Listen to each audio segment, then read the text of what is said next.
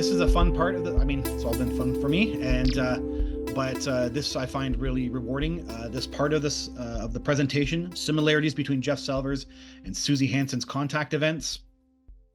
So I kind of just want to, break down some formalities, kind of relax a little bit. Yeah, I think so. What I did was I organized similar sections. And so I showed them to Suzy and we kind of both agreed. We've actually done a run through of this part of the presentation. We kind of both really feel that this is all kind of accurate. And so it's just very fascinating to go through, and I hope it creates a picture for you, the listener, about what the alien presence is really all about, and what people can experience with it, and even to what to expect as disclosure is coming upon us. So it starts with consciousness. As I said before, the phenomenon is all about consciousness, and the beings interact with the human concept of the afterlife. Now, a significant part of my story is the first contact event, as I explained with the Ross Coulthart, quote, that listen, the very, very first contact event, I see my afterlife. And I was speaking this way publicly without having really any reference that this could just happen to someone. And it did, it happened to me. And it's very significant that that's how they used that as a major part of the rising. And so, yeah, Suzy herself also has a concept of the afterlife. Suzy, do you want to explain that at all? Yes, a couple of my chapters deal with when I was an 8-year-old child, and I was shown a ball of light, introduced to a ball of light that I was told was the soul of my future son. So I'm 8. I haven't grown up and got married and had children yet, but I'm introduced to this ball of light waiting in the afterlife and being educated by the ETs on their craft in preparation for taking on a task in this life and being born as my son. Was also later that year shown I had a string of lights brought into the room that I was in with the ETs, and I was told that these would all be people who would help me in the future at different stages of my life. And at that point in time, they'd come on the craft as balls of light, but some of them had already incarnated into life, so they'd left their body to attend this meeting, and some had not yet incarnated, so in life they would be younger than me.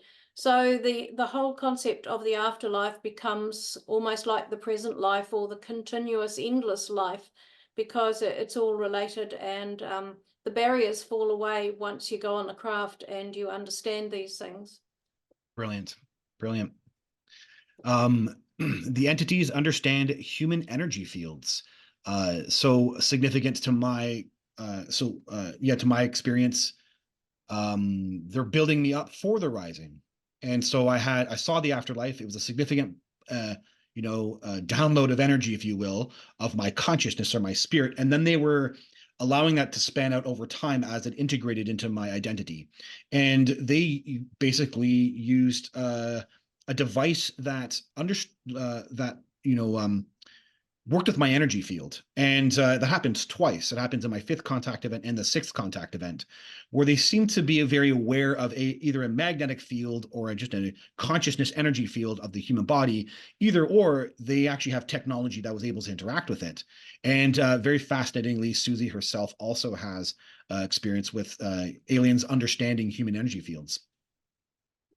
Yes, when I was very little, going on board craft and going to what I call the playroom with other children and other ET children, they had something there that I nicknamed the lullaby bed, which when children came on board craft, if they were distressed at all, or if they were living in circumstances that were not conducive to them being able to open up their abilities on the craft, so they were quite shut down, coming from bad environments, they were put on this bed, which was rather like a scanning machine, really. I could see this light rather like a photocopier going backwards and forwards underneath. So they were harmonizing the energy or the frequency of the child and bringing a soothing, calming kind of feeling to their visit. But on other occasions, I've also attended lectures where the ETs were actually instructing us humans about the human energy field and telling us things that we didn't know about it ourselves, that they understand. So there's a great deal that we can learn from them in the future, and I'm sure that will happen. Brilliant. Oh, that's some of my technology there. That was this was from my 5th contact event, and where I stood on a device, the elder used it, and then these kind of energy grid bars were kind of going through me, and she told me it was aligning my energy fields. So very fascinating. There's so many fascinating crossovers, and this is another tiny details that are very significantly similar between mine and Suzy's contact events. And it has to do with the vortex, the idea that of this kind of vortices and vortexing energy fields. So in my first contact event, when I'm in the white room and I got turned into an orb, part of it is we, as part of the play, we would spin together, and we would get really close and kind of a vortex, spin together and get really close, kind of have a unity experience with the other orb, whoever it was, whether it's the elder or the other aliens who got turned into orbs, and we have this kind of joyful experience and it blow apart. But it was this kind of spinning activity.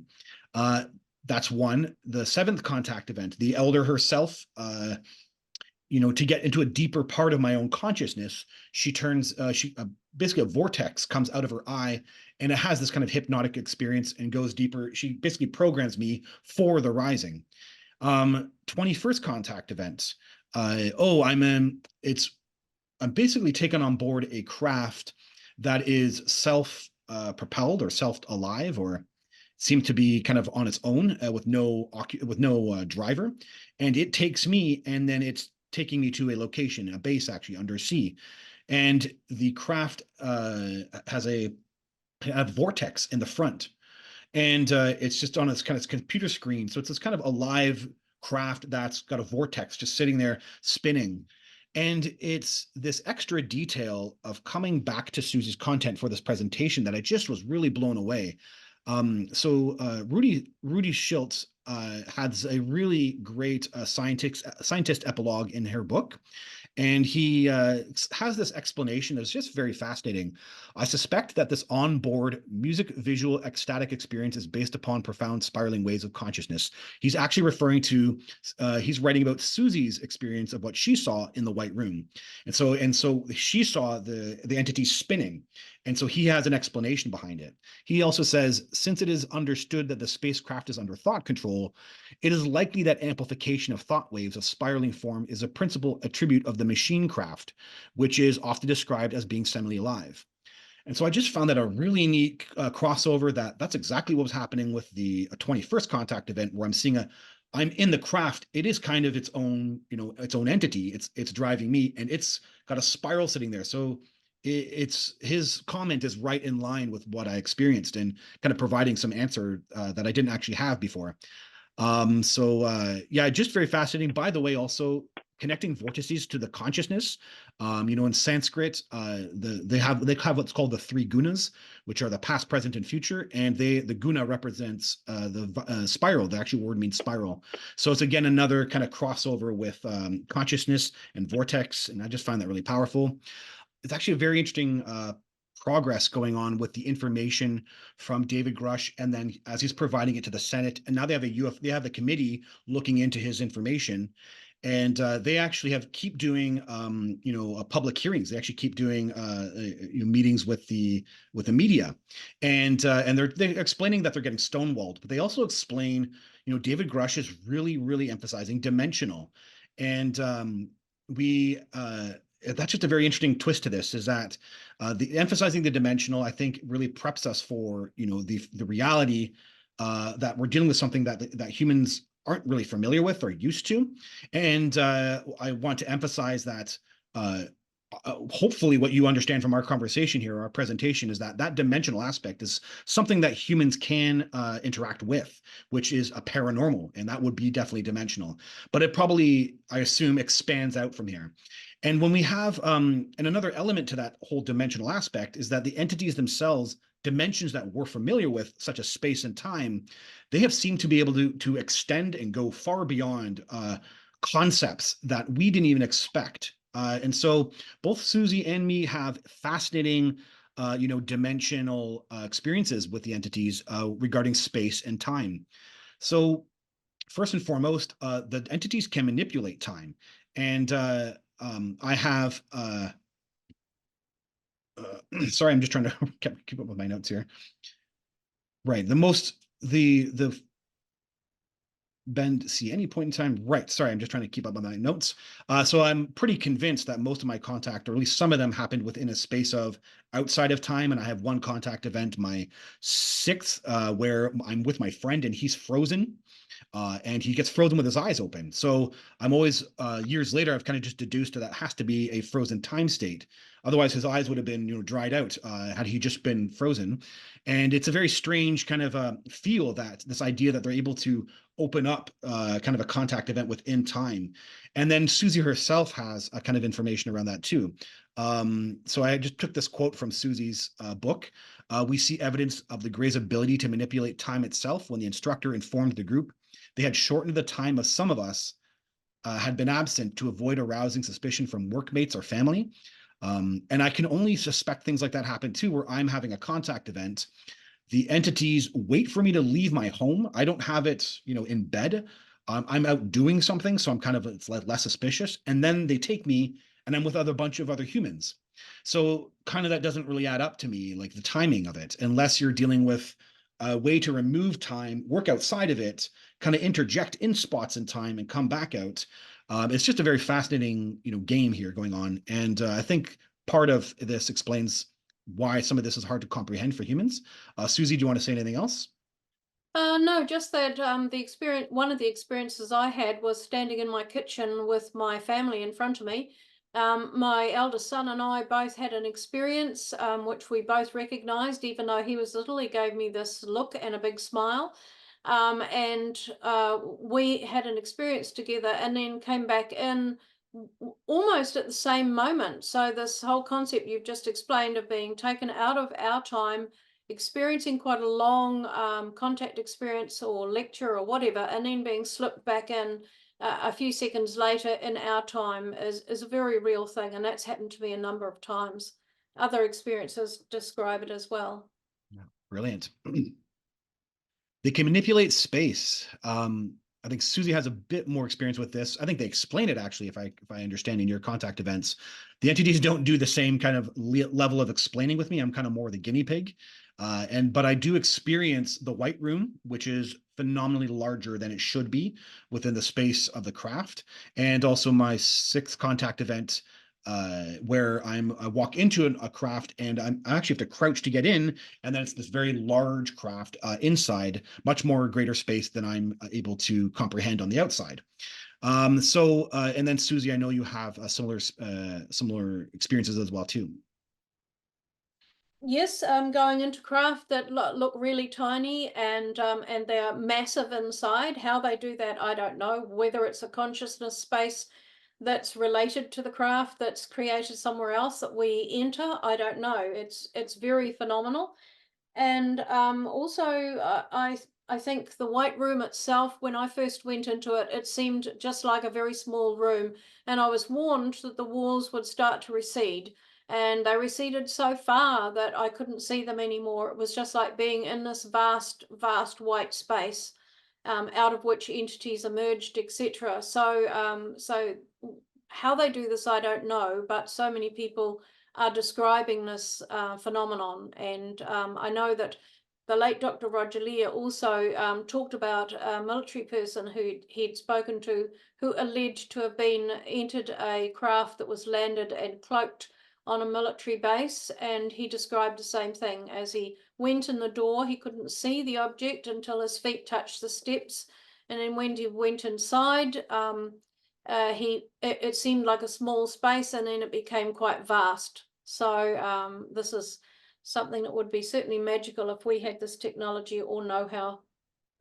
Right. Right. Yeah. Great. So I love this. So thank you for passing this image off to me, Suzy. So the entities can also see any point in time. And it's the only way that I can understand how I was able to witness the death of my last life, watch it die, then go into the afterlife, then watch the whole process, or at least some portion of the process of my higher self interacting with the grays, making this plan that I would, speak in these ways and do what I'm doing, have the experience that I had, unless, they're able to see any point in time. And again, they don't explain that to me, but again, they explain it to Suzy. And I find that very fascinating. So Suzy has an actual contact event explicitly where they show you, the Milky Way. And I refer to this, sorry, by the way, I refer to this in my own book because it helped explain for me just even how this is even possible. So do you want to talk about this, Suzy? That image shows what I call the galaxy screen, that black thing at the front there standing on a pedestal. And it actually had minute grids on it. And if the grey standing with me either touched one of those grids or with his mind instructed the technology to enlighten one of those grids, then the hologram that you're seeing there of the planet at the time of the Hiroshima bombing and Nagasaki bombing, you would see a different hologram there, something entirely different. They could go backwards and forwards in time. He could have picked out a place further forward in our future. And of course, this begs the question of, if they know all of this, is this the reason why they're here now? Because we are in dire straits on the planet on every level. And if they know that what our future can potentially hold, can they change that future? Can they change that path that we're going down? Or do we have to do that ourselves? Is the future set in stone? So there's a lot of questions for me around this galaxy screen. It could show different parts of our Milky Way and beyond, and actually show those areas progressing over time, over millions of years. So I don't have a deep understanding of this piece of technology. All I know is that after this event, I was absolutely stunned at the potential that it presented to me. Right. Yeah, it's just and I hope for you, the listener, that this is getting it's that feeling is one with which it's outside of our minds, right? It's getting so big, some of this kind of information, the amount of, especially when we talk about dimensions, we're dealing with something that's so large. And I always want to bring people back that imagine being in the 50s and maybe running a country or running the military, and you're maybe the first time you're interacting with this type of stuff. It would be absolutely huge for the brain of the human. And we had no quantum at the time, right? We had no ways of kind of boxing any of this information in, so it made sense to us. So you can see how I always want to have compassion for the human stance in this, because I'm really convinced the whole picture was always just too large for humans. And I think some of these kind of talking about being able to be outside of time and seeing any point in time, humans don't even know what to do with this information, even though it might be possible that these are realities, or it seems to be that these are possible realities for the aliens and possibly us for the future. Me and Suzy also have these kind of strange commonalities with the aliens, the way that they interacted with us, the different things that they did. And I just love some of those details. We both experienced shape-shifting aliens. And I think that's a really important feature. For me, it's a really kind of a big joke that the elder came in my 24th contact event, and she interacts as a human with me. And by the way, presently in telepathy, she will, and in dreams I've had, she comes as a human, and that human form that I experienced in the 24th contact event. So she still uses this form, even though I haven't seen its physical in the planet since. But I also saw her do it on craft as well too. So she really kind of has this role that she plays where it's a kind of shape-shifting, and it seems to always have a kind of a purpose to it. And very importantly, Suzy herself also experiences the alien. And you gave me this image, Suzy, and I'm actually, if you can explain this image, that would be great. Yes, I was being told about the dual soul and given more information about it. And I was told that this is the first time they have done this on planet Earth, where they've combined the soul of the, well, we might call it the human soul, but it's a universal soul incarnating in a human form, combined with one of their grey consciousnesses. And they said they've done it before between species, and the grey showed me that he could move between the two species, and he actually showed me the form of the two of them merging and morphing together so that I could understand that this was something they had a real control over, and that he could actually swap between the two consciousnesses and use the skills of the differing species in whatever he was doing. That was quite a stunning thing to watch. Yeah. Fascinating. Um, so I don't know what it is with the mantis entities or these kind of leader controller species, but they express comedy and humor. And for me, it's my 20 my last contact event, my last physical contact event, 26th contact event, and the leader, I'm basically, I'm butt naked, and I wasn't being scolded, kind of being scolded, and they were really just wanting me to kind of, I don't know how to explain it. I was drawing on the mystic book without knowing where it came from. It's this whole other level of detail of the story, but the bottom line is that he kind of said you can't do that. Okay, so you have to kind of go through the process, and when you get that book, you'll be able to use it. But otherwise, when you don't know it comes from us, you can't grab it. And so they were kind of like just putting me in my place about it a little bit. And so as a joke, I'm butt naked and they're telepathically floating me on underneath the mantis as they're gonna, maybe do some. They were checking some of the implants and stuff, and they were kind of checking me out, I guess. And he's holding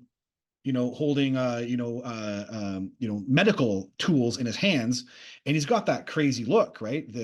It's a crazy look, and he's got that eye, and he's looking forward, but the eye's looking down at me, and he's like, this one's going to make great parts, and he's laughing about it, and I didn't experience. They've called me their children at one point, so I wasn't experiencing kind of terror about it. But for him, it was that kind of like fatherly, motherly, or hard, tough love kind of moment, and making a big joke about it all. That are going to use me for parts, cut me up. So I found that really, But that's the bottom line: is that this entity is known to do this. And Suzy reports a story. You have this story. It's not your direct, but it's someone from. It's in your book. And you mentioned Jeff, who had I have the quote here. I don't know if you want do you know this? Yes, yeah. One of the people experiences in the States who wants to just be known as Jeff, who has provided corroborative evidence about the light elevator, had an experience where he was joking with a grey about the grey was, getting tired, I guess, and had been basically doing a double shift. And he was telling Jeff, being smart to Jeff and giving him cheek and talking about how, Jeff had better watch out kind of thing. And on another occasion, I had an experience where I had been in a room with a grey, and some activity had been taking place with me, with my health.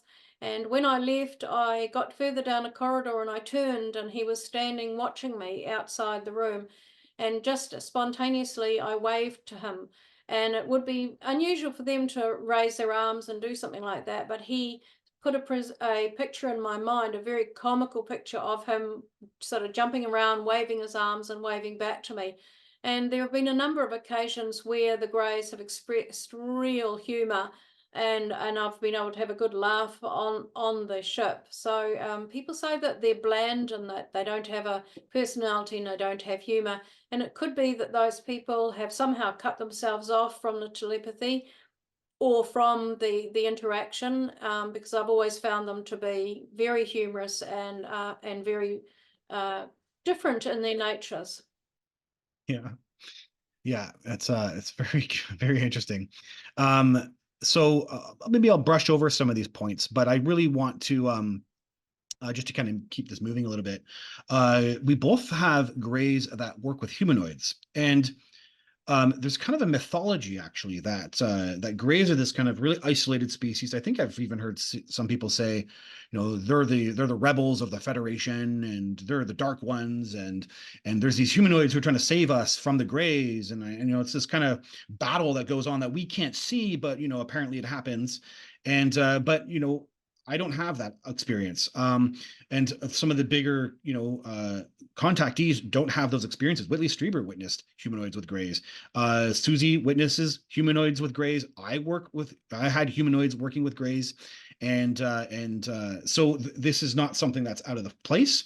And what it shows as well too is that aside from the human species, these entities work together, and they kind of come together when need to regarding, whatever program or whatever they're trying to achieve. And I just found that that really was an interesting feature to our contact events. And a kind of a weird, interesting connecting twist. Humanoids are the first to guide both me and Suzy driving their crafts.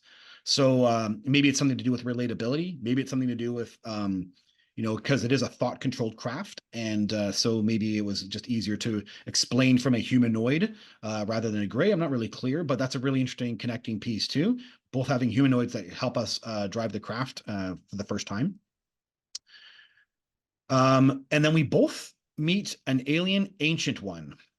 And I just find this really interesting too. And it also speaks volumes for, again, some of the mythology that people have about gray aliens is that they're sciencey and they're brainiacs, and, they're just this kind of very dense and, brainiacs. I don't know how to frame it, like kind of mad scientist, if you will. And that's not the Greys that I know. And I know that that's not the Grey Suzy knows. And what it means when you have this kind of idea that there's an elder species, an elder kind of both me and Suzy, either like I witnessed it from the leader, and then she witnessed it as well too, that the Greys revere, have reverence, have sacredness for these more, ancient of elders of their own societies. And that says lots, because what it says is that the aliens have a form of spirituality, have a form of mysticism. Then they have some of that relatability that we can understand. Mysticism, sacredness, reverence, and as a having Vedic background, trained in Vedic, that's bhakti. So that's the thing we call bhakti, which is reverence, devotion, spirit. It's that kind of thing where you give yourself, if you will, in a kind of a religious fervor, not to scare people, because I know that those words, people don't like that, but to kind of to love, in the sense that you're kind of accepting this reverence. You're having reverence for this higher sacred wisdom. And the Greys obviously has something going on like that, and that's something that's very relatable to humans.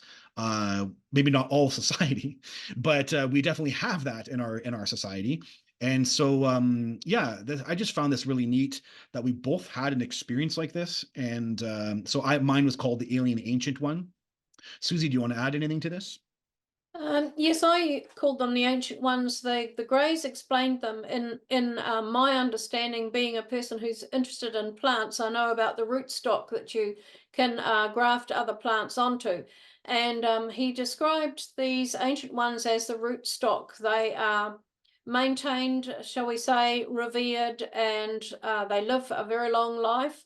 And their genetics appears in many of the new species that the Greys create. So they are very revered. Some of them only turn up at certain lectures. They are very rarely seen by the majority of humans who go on the craft, and they are seen under certain circumstances. And I can give a quick example. I've got a chapter in my book called The Test, and when we were humans taken into a room, 16 of us, and then Greys came in. There were quite a lot of them.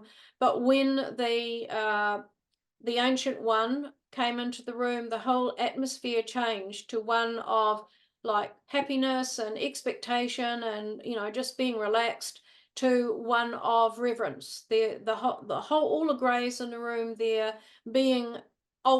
way they conveyed anything, or the way that they emanated anything at that point in time, changed once that ancient Grey came and went up to the front to conduct the test. So it's very interesting that this concept of reverence for them. Yeah, very cool. So now having some interesting connecting, like the way they communicate too, the telepathy, the experience of downloads, all this is just very fascinating, and we have similar crossovers. Now, I read this, or maybe I might have maybe didn't absorb it the first time I read Suzy's book, but I didn't connect the way that Suzy did, that this was a book. And I just found that really, it was one of those things I picked up the second time I read the book. And my whole thing was that I have a mystic book. It's kind of this it's just one of the many elements of the part of my story that I was, this thing was uploaded into me, and then it sat there until it came out in me in 2019. And it's very detailed, this very detailed mystic book. And then only to learn that Suzy herself had a book, kind of this same concepts, a very large amount of information, pages that aren't accessible at one point, but are able to be quote unquote read at another point. And that is all just very interesting and fascinating. Yeah. So do you want to add anything, Suzy? No, it was just a book about my own personal life and what I would be doing and tasks I would take on, etc. I guess they didn't want to scare the hell out of me as a young person. And so times would come where something would trigger something to emerge from this book. So it was like a chapter would open up and I would understand what was happening at that time or be able to better react to it or whatever. So it was all that book that was put into my head was all about my own life. Yeah, very neat. That's the alien books there. And I actually just refer to Preston Genning did a video on his YouTube channel. It's linked into my YouTube channel because he actually brought up the Mystic Book, the Mystic Book I got from the aliens. And he did an amazing research driven about all the types of contactees who experience books, and the aliens have books. It's this weird, detail because, they're a telepathic species. So why are they having books? And I'll go into that a little bit later as we talk about this is a telepathic species that has books, and that's actually very fascinating. I experienced several different books on my contact events, and Preston actually points out that there are several contact events where humans see books or interact with a book on an alien spacecraft, though they're not quite exactly like ours. They may contain information, and then telepathically the human can read it.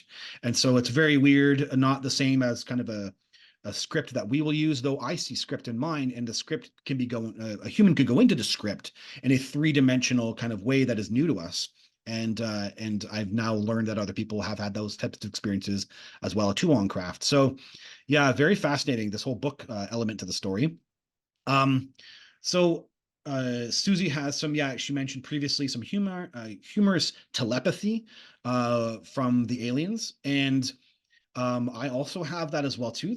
Again, not an expected aspect of the story that that the aliens themselves might give simple symbols that are comical through telepathy, and I don't actually quite have too many when it comes to the Elder in my contact events, and it seems likely because we're trying to get things done. There's always a purpose for every physical contact event I'm interacting with them with, but when it came to the telepathy I have presently, that kind of very challenging, hard to believe element of my story, that they're still able to interact with me, I can ask questions, and then sometimes the responses are comedy, and it's very funny to me. So an example of that is when it was all kind of coming out, and I was accepting that this was a reality, that this alien was able to listen to me and watch me, that I could also communicate back with her. I'm actually saying to her, I'm saying like, so what do you do with this information? Like, so you're okay, you're watching my life. Like, what do you do? What do you do with it? And when she responds, it's not always on the exact moment. It will be interjected in a hypnagogic state. I might be doing something, driving or washing dishes. And sometimes it happens through washing dishes when your mind is kind of occupied doing one thing, and then all of a sudden a thought gets interjected. And so at some point, I can feel it's a response to the question I had actually. And at some point she interjects an image, and the image is her and the leader sitting on a couch, eating popcorn, watching TV, and what's on the TV is me and my life. So for them, it was entertainment, and it's like just comical. She's like eating popcorn, and it's got this very humanized element to it that only we would be familiar with. But and I can feel the humor in her actually. She's like, yeah, this is our entertainment, and then with the element of popcorn, the very humanized element of popcorn to it, very funny, and of course, it lightens the actual experience for me, which took me some time to understand. It's another element to that humans probably don't understand is that we are interesting to them. Our ways that we've maybe segment the emotions kind of maybe fascinate them, and so they really enjoy watching us. Maybe like we would enjoy animals and how we watch, animals behave, and we kind of find that fascinating, right? Both me and Suzy experience group telepathy. She's also a little bit more detailed than mine, where she's dealing with auditoriums and the aliens communicate in group. And then simultaneously will segment very fascinating details of how complex they deal with telepathy, that they can give different individuals in an auditorium different information, or they're segmenting the telepathy as they spread it out. Suzy, what do you call it? I think it's like a spray, a telepathic spray. Is that what you Yes, say? telepathic spray. I gave Yeah. the different modes of telepathy some nicknames when I was younger. So yeah, my book goes into quite a lot of detail about the different modes of telepathy that they can use and what they can actually do. It's quite amazing. We think that telepathy is just going to go one to one between a couple of people, but they're able to, as Jeff said, cut people out, speak to only one part of the group, and they're able to send you a massive amount of information, all of you at one time, and everyone might receive something different. And there's another chapter in my book called Using the Brain Like a USB, Children of the Future, Children of the Mind, where I'm watching my son being trained in telepathy, and he's using exactly this. The child is using exactly this technique, has been taught that in far in advance of anything that I've done. So here's this progression again of them training humans in different generations, so that we're progressing slowly towards a point where we are more able to meet them, if I can put it that way. Yeah. Yeah. Very fascinating. Um, So, so this is an interesting part too. They don't have names. So both me and Suzy kind of have these experiences where the Greys, the entities actually, doesn't matter really what entity, they don't use names. They don't call themselves a specific name, and they typically have a kind of a signature, a telepathic impression about that constitutes the identity of that individual. And it's very significant in my own contact events. Even when I'm kind of panicking and I'm actually asking for the elder, I'm actually saying, "Where's the mother? Where's the mother? Where's the mother?" And I'm not calling her the elder because that's not what I called her at the time. But it was just this impression, and the entity knew who I was talking about. And there's a very funny element to this. When I had gone public already, and I had a contact event, my 8th contact event, where I actually asked, "What is your name?" And the entity says, "We don't have names like you have names." It's very fascinating, but I'd already gone public with that. And then I saw Suzy before I ever approached Suzy. I saw her on, I think it was Grant Cameron's channel, and kind of in the warm up of the presentation that she was about to do. It's online, and so there was maybe several minutes where Suzy was able to casually interact with the people in the audience. And one of the guys says, "Hey Suzy, have you ever heard of?" I don't remember the name. It was like Eldridge, the Gray Alien, or something. Eldridge, do you ever heard of Eldridge, the Gray Alien? And Suzy was, she actually literally says, "All the aliens, all the Gray Aliens I know don't use names." And I was like, "Oh my God!" It's one of those moments of kind of connecting cooperation, how specific, because I was actually said that directly. That was said to me directly, and so Suzy kind of corroborated that, and it was a very fascinating element to, and this interaction with the Gray Aliens, that they don't have names, that they actually, and when we pick up names from them, we're picking up something that they might be giving to us because we are used to that, and that's how they know we interact with each other. So they might be giving a name, but I don't have entities that have any names in any of these contact events, and they typically constitute in a type of label or an identity, like the leader or the elder or the twin. So yeah, very fascinating. The technology, we both have technology that uses, we both experience technology that uses holograms and interacts with our minds. Find that very fascinating. Mine in my 5th contact event, and then Suzy as a child. Oh, this was the element I wanted to talk about. So, right. So this is a very fascinating piece. It's another dimensional aspect that we might not have expected from the aliens, that their tech is multidimensional. And what that might mean is that so we are so used to the human brain looks at words on a book or looks at a TV, and it's one dimensional. Well, technically it's probably two dimensions. So we're looking at just a flat piece of information, and then the brain is the thing that has to absorb that information. Well, this here is Rudy Shulz describing something that kind of all of a sudden made sense to me about my entire experience with the Grace technology. And I'll read this quote here from page 111 of the Dual Soul Connection. The child Suzy described rotating in three-dimensional patterns. Oh, by the way, he is referring to Suzy's experience of her being on the similar chair that I experienced, which was this kind of gray alien entertainment chair, which had three-dimensional images that come out, and then they interact with the eyes of the alien. Or it looks like they interact with the eyes, but they might be interacting with something deeper in the brain. And so Rudy says, which suggests that they are designed to create effects in consciousness. So an MRI brain scan would probably show that the two opposite brain lobes would have registered them in the characteristic consciousness state mirror symmetrical brain patterns. And Suzy mentioned that they were visually three-dimensional, which implies that they were registered as visual information in the two brain lobes, where the brain patterns could be compared in the two brain lobes and registered as three-dimensional.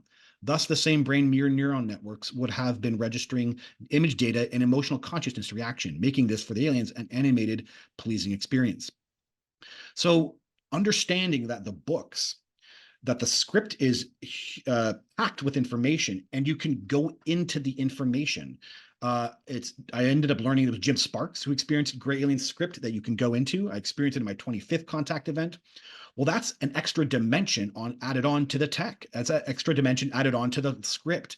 It's another extra dimensional layer of the information. It's a 3D hologram, but you don't experience a hologram. You can experience the another layer of it. So I call them consciousness holograms on my book. And both me and Suzy have those type of experiences where this information is an extra dimensional layer of information provided. And I never quite thought of it that way. I never put the books together, the script combined with the holograms. And then, Rudy kind of made this grand picture that this is all an extra dimension added on to just this what humans are only used to as two dimensions. Very, very fascinating. And the point I kind of want to add to this is from telepathy with the elder, I'm very aware she has telescopic vision. So she can zero in like with binoculars, like a bird could. And which I know is their fascination with owls. Right, we have a lot of screen memories that are owls. My screen memory that broke this all open was an owl, and she kind of go depth into an object. Well, you can kind of see something going on here where they have this kind of ability to use a multiple depth to their eyes. Then they have a consciousness script or a hologram, or in this case a chair that provides entertainment. And so you can see now that they're actually they're taking in multiple dimensions of information, and it's communicating to their brains in a very different way than humans. But what's interesting is that the stuff that I experience is obviously meant to experience, so then they're adjusting it for humans. And I find that all very fascinating too, that they're making we can't, both me and Suzy couldn't really experience their consciousness chair, their entertainment chair. We both have that experience where we struggle with trying to experience experience this information coming off the chair. But what that says is that then when we are experiencing things off their consciousness holograms, it might be adapted to the human, still as a three-dimensional object for us, though. And so we register the consciousness information, we register a greater depth within the tech. And that's just another dimensional layer. When we say dimensions to the aliens, this is just another example of it, where it's just far-reaching some of this information that we didn't even conceive was going on when it came to the aliens and their world. So that I just found that whole part fascinating. Another interesting twist to Suzy's story is Rudy mentions this and kind of goes into some detail about it, that not all the crafts have transport beams. So you have to land the craft and the human has to walk in on it. And I'm literally saying in the book, my new edition, and I'm certain in the old edition, the 11th contact event where I'm in the water and I become the me that knows them, and I jump out into the water and I swim, get on shore, dry off, put clothes on, walk past my tent, walk into the forest, and finally get to the craft. And I'm asking myself years later, why did that happen? And I assume there's this kind of bigger meaning to it. And then here's this kind of experience that Rudy is talking about and Suzy's describing, that not all crafts have transport beams. And I just found that really interesting kind of limitation that I don't just, yeah, something that creates questions really. But it just a really interesting connecting piece again between me and Suzy's contact events. Uh, Controlling light.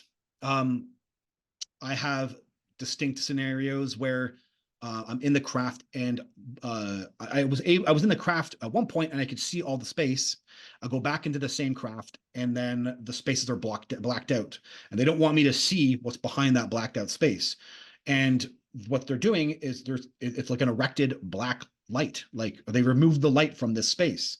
So it's this kind of feeling. It's a weird feeling of controlled light. And Suzy, you can describe that you have some of the similar experience where they controlled light on craft. Yes, going down a corridor, and it's as if you're in your own little bubble because there's light appears around you as you progress. If you look behind you, the corridor is dark. You look ahead, the corridor is dark. So a lot of things that they can do with light, including the light elevator, which transports you in light. So I think that science is starting to catch up. They are now producing what they call liquid light, which is what I described in the elevator. So a lot of forms of manipulation and controlling light, particularly with some of the beams that come down from a craft that have a bottom on them, like they have an end point. They don't dissipate and disappear into the distance like our lights do. They actually have an end point. And often if you're standing on that end point as the beam is retracted into the craft, you have like a sensation of jumping. So yes, this is a great deal that they do with light that could be very beneficial to our society. Yeah, and I really love Rudy Schilt's description here that he's kind of saying, however, at present, no quantum field theory of gravity, including a theoretical framework for light emission, is presently available.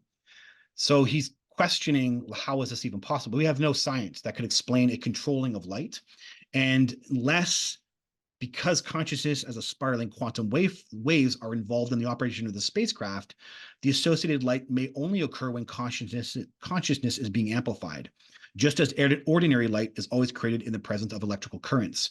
Very fascinating connection. So he's relegating, the classic theory of light and saying, well, maybe this has something to do with consciousness instead. Because how are you able to control light in such a controlled way? And it doesn't make any sense in the science or the physics that we have. So yeah, just a very fascinating piece of the story that we don't have the full answers to. Both me and Suzy also have experiences of driving the craft in two separate modes. Suzy has that in the contact event with which she's taught how to drive the craft. She learns about the two modes of the craft.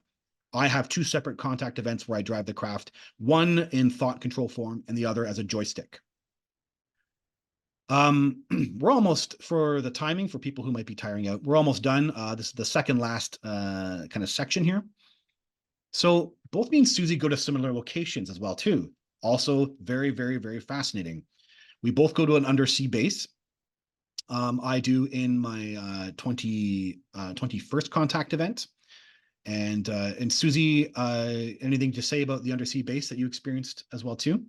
Yes, it had a quite a human look about it, and there were humans in the chain of command. So there were humans around everywhere and greys.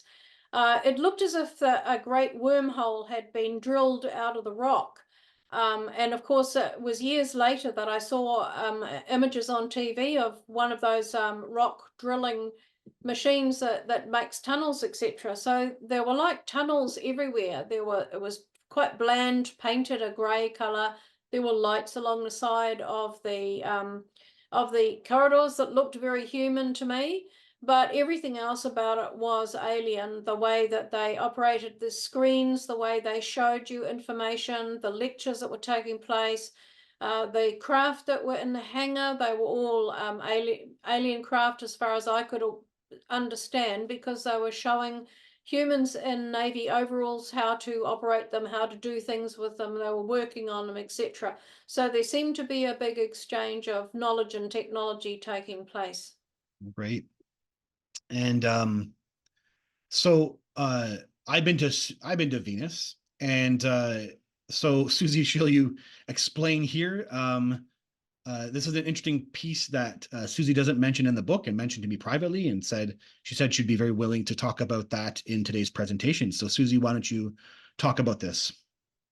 Going to Venus, you mean? Yeah, yeah. Yes, I mentioned it in my book. There's a lot of things I had to leave out of my book because otherwise the book would have been massive. And I'm still trying to write my second book. But so what I did was, Rudy's advice was to mention things in a book that you can later extrapolate on, but get them in there so that you can show that you've experienced it. And one of them was being taken to Venus. Now, when I have talked about this to other researchers and other people, I've been told, oh, it would have been like a virtual reality thing, or it would have been a consciousness thing. You wouldn't have actually have been there. But I actually felt I'd been there, and I talked about this in my very first international conference I spoke at in 1997. So I actually have, I must put it on my YouTube channel. So I actually have proof that I talked about it decades ago.